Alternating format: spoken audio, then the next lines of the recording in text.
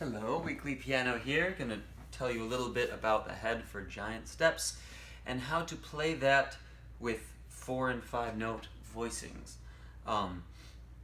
So what you're going to learn is how to do this.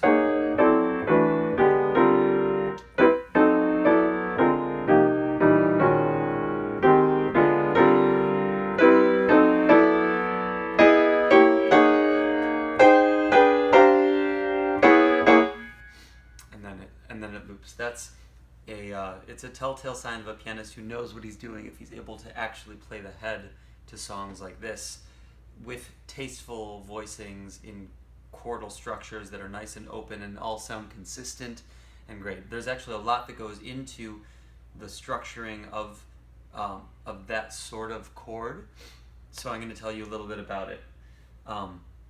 There are a couple things that we're paying attention to here. One is consistency of number of voices. We want to use either 4 or 5 voices, but generally no less than that, and obviously no more than 5. You don't really need that if you're doing these open voicings. And then the other is voice leading within the chords themselves.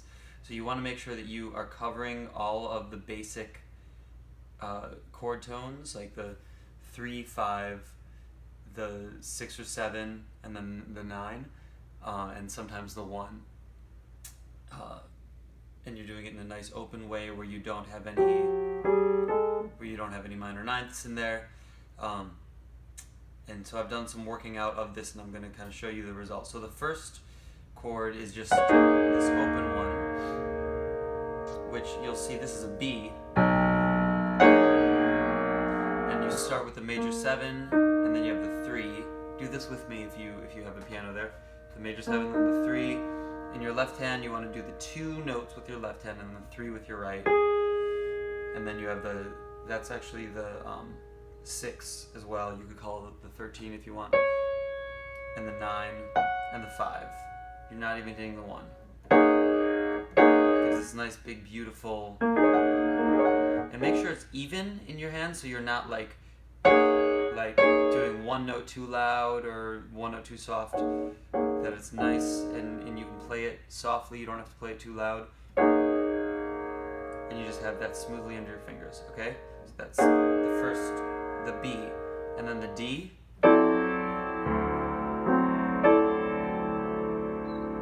which is another 5 note voicing, the 3, the 7, the 9, the 5, and the 1 on the top, because the 1 is the melody.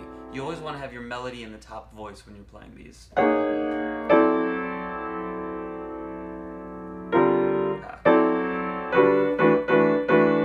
that's the D to the G, because you know it's a B and then it's a 5, 1 to G, right? So the D is the 5 and the 1 is the G.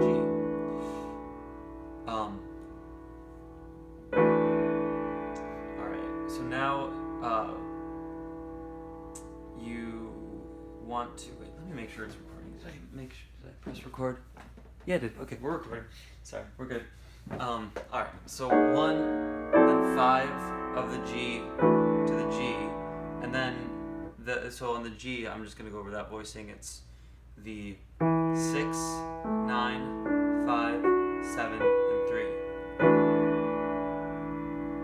Quite beautiful and even, right?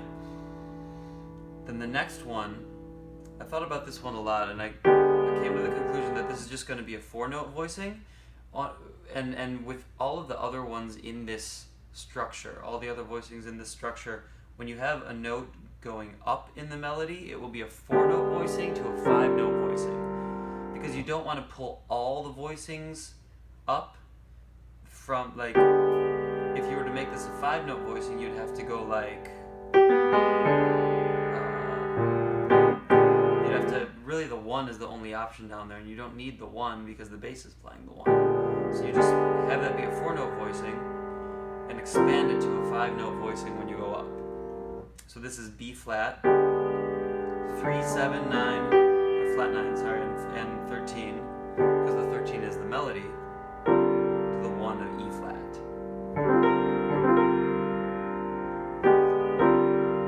So far we have B, 7, G major 7, E flat 7, flat 9, to E flat major. And now for your next voice, you're doing the melody structure is, and whenever you're preparing for a leap up of a fourth, it makes sense to do a 4-note voicing, do a 5-note voicing, because the upper voice going up automatically expands it, because you leave a voice here and you add a voice as the 5th voice on top. So you have your 4 voices on the bottom here, and then you add another one on top. So it becomes a 5-note voicing from a 4-note voicing.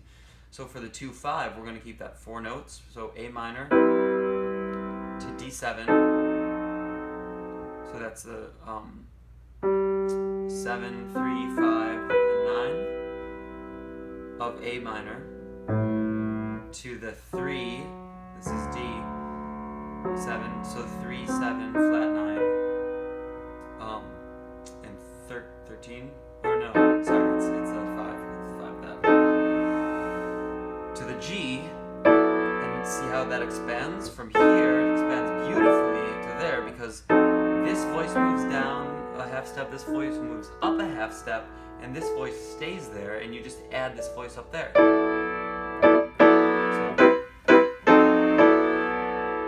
Right? So now we've done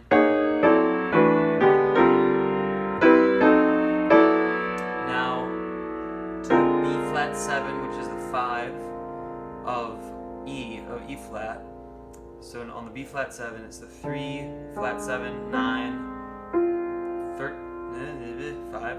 It's the 5, 3, 7, 9, 5, and 1, and then.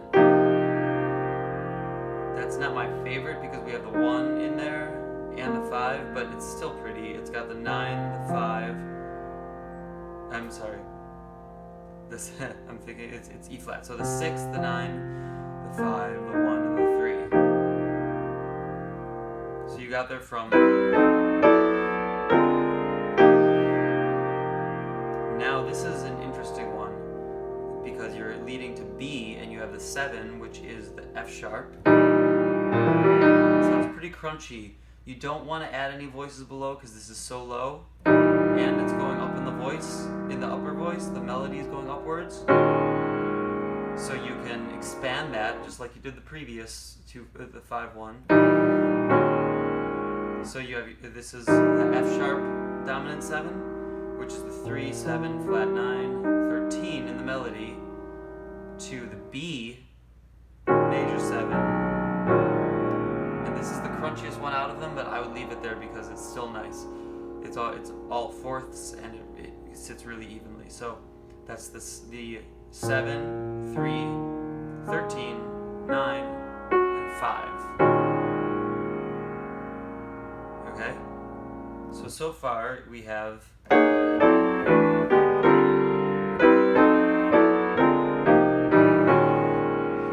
now in the next one you're doing just a simple 2-5 with that as the melody, and the 2-5 is B. I'm sorry, B. It's tritone away from that. It's F to B flat to E flat.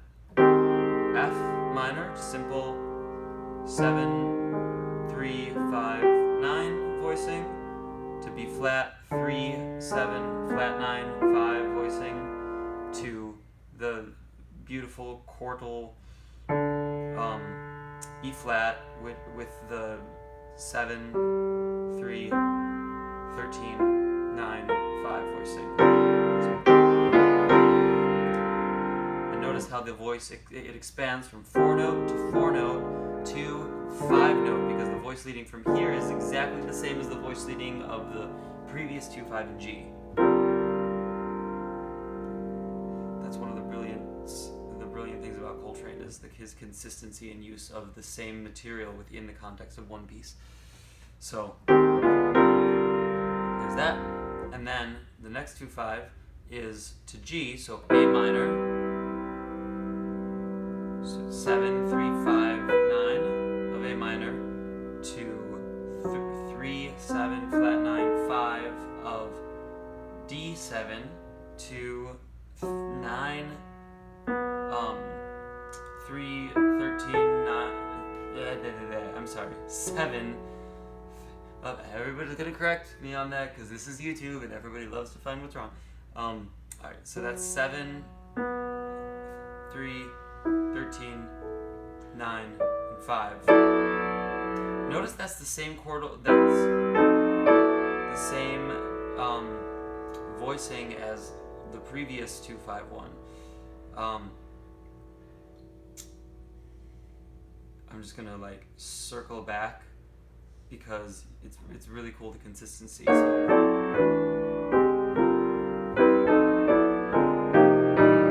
now check this out. So this is the 2, 5, 1 in E flat. Exactly the same as the 2, 5, 1 in G. You could learn this in all keys and use that as a 2, 5, 1 in anything that you play when you're comping. It's a beautiful 2, 5, 1. Now this one's a little different. No, it's not. It's the same. I'm sorry. It's not different at all. It's exactly the same transposed up. Isn't that beautiful? Brilliant. Coltrane, man. So it's the same. It's the same thing. So I'll still explain it. You're in B now. So the 2 is C sharp. You have the 7, 3, 5, and 9. To the 5 of the chord, which is F sharp.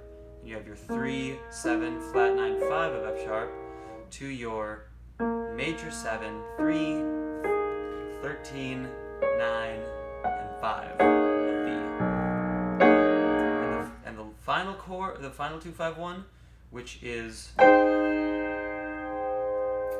your 2, 5, 1 to E flat, which is the F minor. So the 7, 3, 5, 9 of F minor, very simple. And he keeps that melody note up there as the 13 of the B flat 7. So now that makes your voicing, because it's a 4-note voicing expanding into a 5-note voicing, it makes it 3, 7, flat 9, 13. Woo! To that same voicing as before, that beautiful chordal voicing.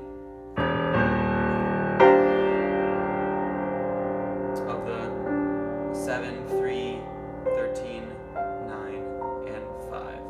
And then to circle it back around, it's really easy. You're going back to B, and it's C sharp minor. So these can be, because this is not going upwards in the upper voice, you can keep it as a 5-note voicing, and it's also up on the keyboard enough to not be muddy. So this is a 5-note voicing in C sharp minor. So 7, 3, 5, 1, 4, or 11, however you want to think of it. In C sharp minor to F sharp minor, which is another very simple voicing with the 3, 7, 9, 5, 1. And then that brings you back perfectly voice leading to your B, which is you're voicing it as the 7, 3, 6, 9, and 5. And when you put it all together, it's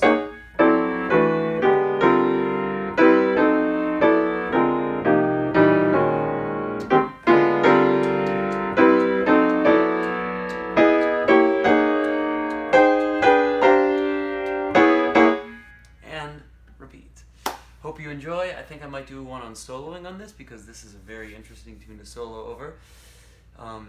Let me know if you have any questions or want some Skype lessons or whatnot, and I will see you in the comments section.